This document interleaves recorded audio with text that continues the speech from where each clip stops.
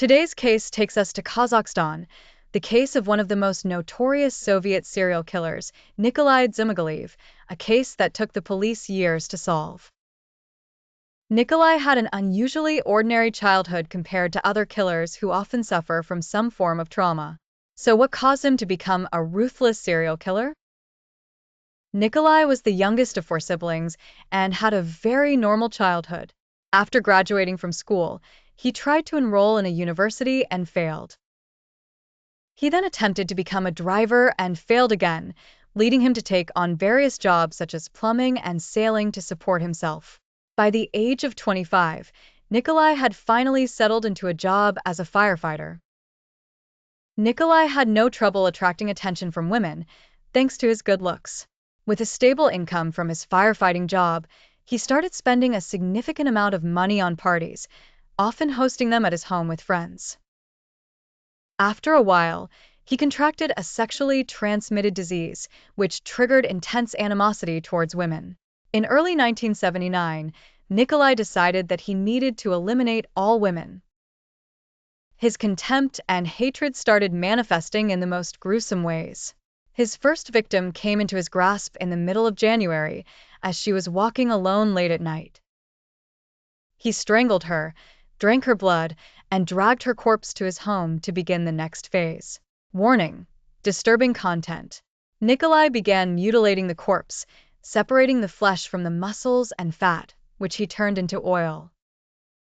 He cooked her flesh using the fat he'd extracted, preparing various types of meat dishes which he stored and consumed for an entire month. He continued this pattern of abducting women late at night near parks and deserted streets.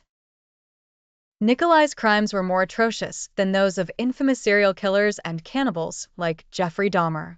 Despite accumulating 5 victims from January to August 1979, the police had only found the remains.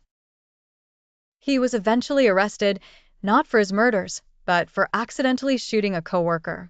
During interrogation, it became clear that Nikolai was mentally and psychologically unstable, diagnosed with schizophrenia. Consequently, he was sent to a psychiatric facility for a year and then released back into society.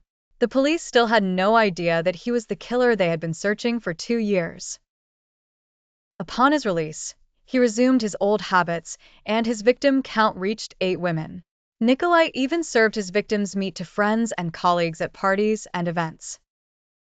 One day, both Nikolai and one of his guests, a man this time, went missing during a party.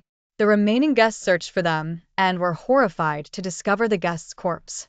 They quickly fled and alerted the police. Surprisingly, Nikolai did not flee. He continued dismembering the guest until the police arrived, then escaped to a mountainous region, only to be arrested the next day and found not guilty. The judge ruled that his mental illness rendered him insane, resulting in him being sent to a high-security psychiatric facility. A decade later, he applied for transfer to a regular psychiatric facility, having allegedly passed all his tests and been deemed recovered.